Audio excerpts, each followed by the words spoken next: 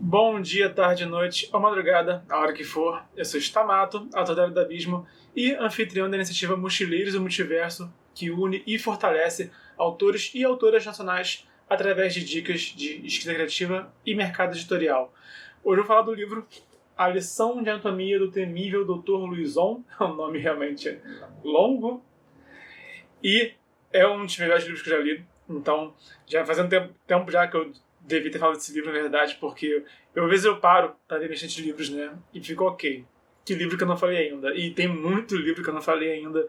Eu tô dando mais foco em falar dos nacionais aqui, porque somos autores nacionais aqui, né? Então eu acho fundamental que a gente esteja por dentro do que é escrito e lançado aqui no Brasil, sabe? E isso aqui acho que é um excelente exemplar, tá? De literatura fantástica nacional. Então, ao assunto direto, sabe? O que eu gosto desse livro aqui, que eu acho que todos os escritores deveriam aprender com esse livro aqui, é... A lista é longa, na verdade, tá? Eu fui escrevendo, acho que eu empolguei um pouquinho na hora de listar. Eu botei aqui 6 tópicos para falar hoje. Então, logo de cara, o próprio Dr. Luizon, que é o personagem central dessa história, é um personagem muito ambíguo, sabe? Eu acho que o Ernesto Tavares acertou em cheio na ambiguidade do personagem. Então, quando você conclui a leitura, eu não vou dar spoiler aqui, mas quando você conclui a leitura, você vai, muito possivelmente, você vai ter sentimentos e opiniões divergentes, ambíguas, em relação ao Dr. Luizon, tá? Eu, particularmente, acredito que o que ele fez foi injustificável, tá? Eu não acho que ele seja um tipo de herói sombrio, sabe? Eu acho que ele seria... o próprio Dr. Luizon tem aquela visão clássica, né? De que ele cometeu um ato de justiça, tá? E apesar de eu gosto como a história termina, eu gosto do que aconteceu, tá? Eu acho que... porque o começo da história, né, o plot da história é porque o Dr. Luizon foi preso por um crime brutal, sabe? Então ele é um serial killer, basicamente. Então, assim, eu não acho que o que ele fez foi exatamente ruim, mas também não foi bom, tá? Então, eu não tenho... se fosse no mundo real, tá? Se fosse o nosso mundo real, eu não teria a menor assim, empatia pelas vítimas dele, sabe? Eu não ficaria, puxa, que pena. Não, acho que realmente mereceram, né? Esse que é o ponto, né?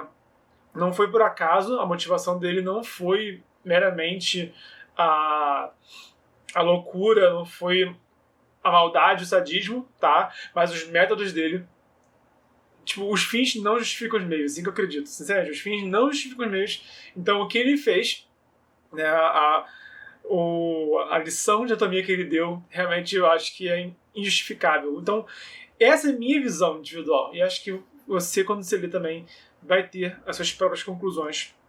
Se o que o Luizon fez estava certo ou estava errado, né?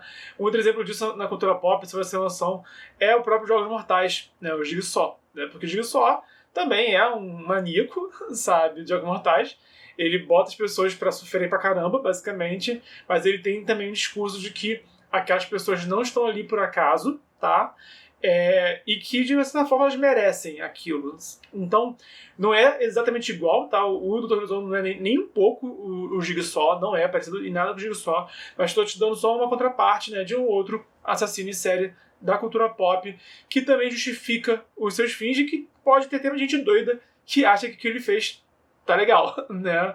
Então eu acho que o Jigsaw não tá legal, eu acho que nada justifica o que ele faz, e também acho que o Dr. Luizon não justifica o que ele faz. Isso que torna ele tão ambíguo e tão interessante. O próximo ponto é como que esse livro tem várias camadas de narrativa. Então, você começa sabendo os fatos que são conhecidos pelo público, os fatos que estão no jornal, sabe? Os fatos como eles foram relatados. O Dr. Luizon é um maníaco, né, um assassino depravado que foi preso. É isso que... É assim que a história começa. E você sabe mais ou menos o crime que ele cometeu. E aí, ao longo da história, você vai tendo pistas de que não foi bem assim, né? E que tem mais história por trás do que foi narrado nos jornais. É até que você no final do livro, descobre o que de fato aconteceu, descobre a ordem dos fatores certinho e tudo que você precisa saber sobre essa história. Então, essas várias camadas de narrativa, sabe? Porque, na real, a história é como se... É uma história assim, a história é uma só, na verdade. Você não vê tanto a história se desdobrar, você vê a história se concluir, na verdade. Mas a jornada é você descobrir o que veio antes dessa conclusão, na verdade. E ele narra de forma bem jornalística, né? Ele narra como se fossem diários, como se fossem textos escritos, textos publicados na imprensa, ou então escritos pessoais, né, dos personagens. Então é bem interessante ter essa perspectiva também de cada personagem, sabe? Então, e isso é uma coisa assim que é raro de eu ver, né? E o Ernesto Tavares fez muito bem essas várias camadas de narrativa em uma história só, né? E essa é a pegada do personagem chegar, né? O narrador, né? O nosso ponto de vista de leitor que acompanha esse narrador, ele já pega assim a história no finalzinho dela, sabe? Mas ele tem que descobrir tudo o que aconteceu antes dele chegar. O terceiro ponto é os clássicos reinventados, que é o grande apelo desse livro aqui, na verdade. Porque os personagens do livro são, a maioria, né, deles, a maioria é clássicos reinventados da nossa literatura. E não, nós vamos ter Sofiery, de Noite da Taverna, vamos ter o Bacamarte, vamos ter Pombinha, vamos ter vários personagens da literatura clássica nacional recriados nesse contexto steampunk e também nessa história investigativa, nesse mistério criminoso, né, criminal que a história apresenta. Então, o Ionesco, eu acho que ele manda muito bem, indo tipo, não é apenas trazer para os tempos presentes os personagens, né? Porque ele pega um personagem clássico, ele imagina o que aconteceu com ele depois da história dele, tá? E ele recria dentro de um contexto steampunk, né? Um sci-fi de retrofuturismo e também todos envolvidos numa história de investigação, sabe? Então, assim, ele realmente recria em muitos níveis, tanto quanto o Ernesto Tavares deu várias camadas para a narrativa, ele também deu várias camadas de recriação dos clássicos da literatura nacional. E eu acho que, sinceramente, se você quer que um leitor conheça um clássico da nossa literatura, possivelmente uma abordagem como essa se confirma muito mais interessante, muito mais apelativa para o grande público do que é realmente você pegar um clássico e reler. Tá? E eu, particularmente, por exemplo, eu li Noite da Taverna, é um livro que eu achei importante ler, eu inclusive trouxe a crítica aqui para o canal já desse livro, mas não achei uma leitura assim tão prazerosa como um leitor. Achei importante no nível cultural, mas não achei tão divertido assim não achei assim tão palatável, sinceramente, né? Então, sinceramente, uma das coisas que me aumenta o meu interesse pela Noite da Taverna é saber que o Sofiery, ele é imortal, literalmente, né? E ele foi eternizado na nossa literatura de outras formas também, né? Por exemplo. Então, enfim, eu acho que isso aqui é uma contribuição enorme para a nossa literatura clássica, principalmente, né? E eu não sou um grande fã dos clássicos, mas eu também não sou contra os clássicos. Eu acho que os clássicos devem ser lidos, devem ser eternizados, né? E isso aqui é algo que nos ajuda a ler os clássicos, a eternizar os clássicos de uma forma contemporânea. Então é um equilíbrio assim ideal.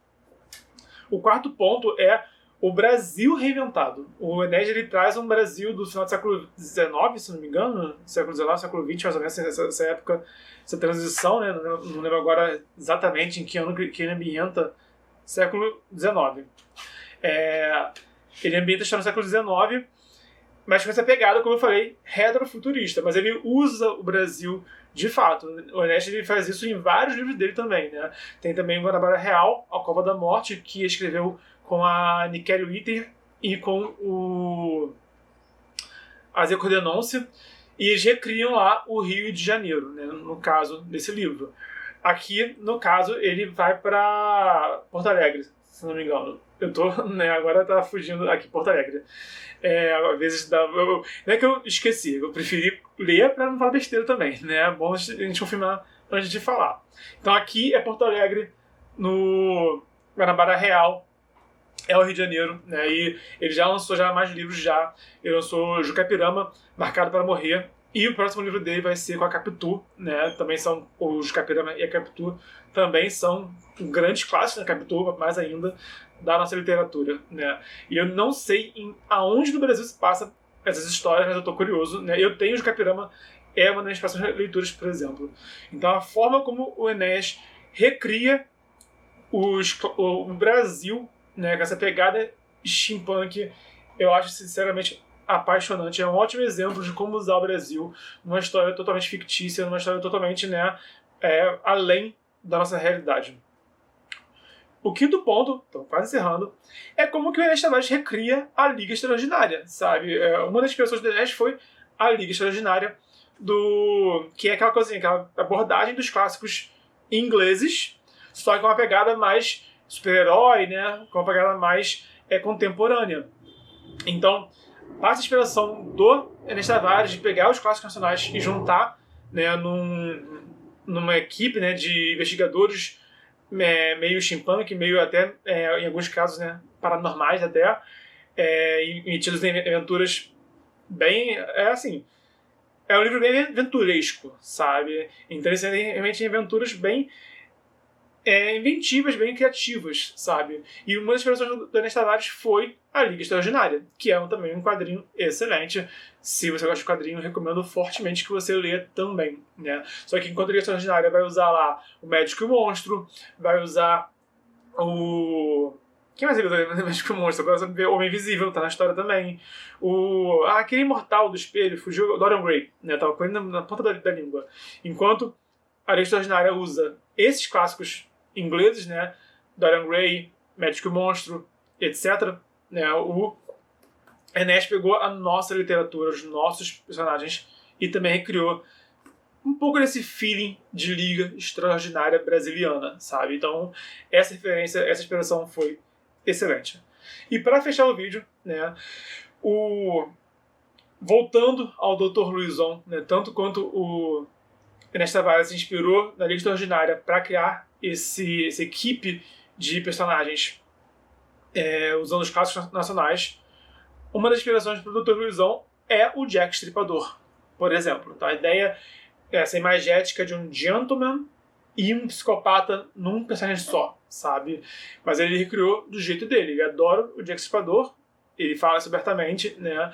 É um personagem da imagética popular que ele gosta bastante. Não só o Jack Stripador em si, né? O Sofieri é um que o Ernesto fala bastante, por exemplo. Ele adora o Sofieri, por exemplo. Ele também declara isso.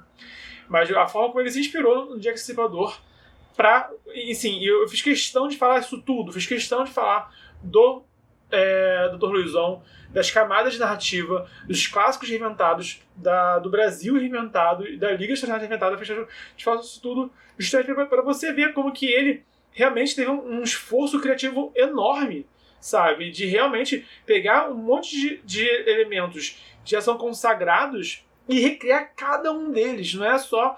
Ele não tá só, tipo... o nome disso é emulação, tá? Acho que se encaixa como emulação o nome disso. Porque emulação é quando você pega uma história e reconta ela, né? Um grande emulador nacional foi o próprio Machado de Assis, sabe? Pesquisa na internet, você vai encontrar. Tem um livro sobre isso, né? Que é o título do livro, vou botar aqui no textinho aqui, mas existe um livro que mostra como que o Machado de Assis usava essa técnica de emulação nos livros dele. Então, só que eu acho que o Enéas, ele, além de ele emular esses elementos, ele vai muitos passos além, porque ele emula vários personagens, vários elementos clássicos da literatura, ele cria um cenário novo em cima disso e ele cria uma história nova em cima disso, né? Tudo steampunk. Então, realmente muitas camadas de criatividade que o Ernesto Tavares empregou aqui nesse livro para chegar a essa obra aqui, tá? Então, realmente ficou fascinante, né? E o Jack Stripador, o interessante dele, né, que ele é uma figura assim, que nunca, tipo, se não me engano, descobriram quem era o Jack Stripador do tipo ano retrasado, sabe? Então, quer dizer, levou séculos, sabe, para descobrir quem era o Jack Stripador, para confirmar quem é essa pessoa. E nesse meio tempo surgiram vários filmes, vários livros, várias histórias, né, recriando. Inclusive, tem até o Batman já enfrentou o Jack Stripador. Tem uma animação que é o Batman by Gaslight, algo do tipo. Que o antagonista é o Jack Stripador, né? Recriam também o Batman na pegada steampunk também, na pegada renascentista e tudo mais, sabe? Então, tipo, genial, sabe, isso. Então, tu vê, né? Até o Batman já enfrentou o Jack Stripador, né? E até o Ernesto Tavares, escritor brasileiro também, se inspirou no Jack Stripador para criar a história dele também e criar esse personagem que é tão ambíguo e tão interessante para a nossa literatura. Esses são os 6 pontos que eu quero trazer aqui. Comenta aqui embaixo qual que é o seu livro steampunk favorito.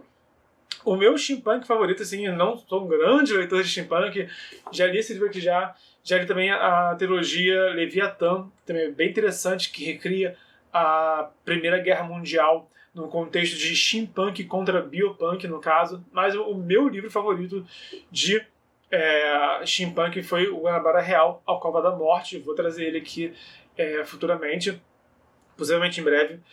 Mas o que é interessante do Guanabara Real é como que ele realmente faz um pouco disso tudo, só que eles não usam os personagens clássicos, tá? Eles não ficam usando a Capitu, nem o Bacamarte, nem Sofieri, etc. Né? É 100% original nesse caso, mas usa o Rio de Janeiro. E cada um dos personagens da Guanabara Real, né? Que eles são uma agência de investigadores particulares, cada um deles é, assim, brasileiro e é carioca, assim, no nível, assim, até o DNA, sabe? Por isso eu gosto tanto, né? Eles realmente criaram algo que é intrinsecamente nacional no Guanabara Real, os 3 autores, né? Ernesto Tavares, Nickelin Witter e o Aze Cordenância. Então é o meu favorito particularmente. Comenta aqui embaixo qual que é o seu steampunk favorito. E estamos no desafio 366 dias de escrita, vídeo de mercado editorial, escrita criativa e análise da cultura pop sob o olhar de escritor todo dia de 2020. Então, até amanhã.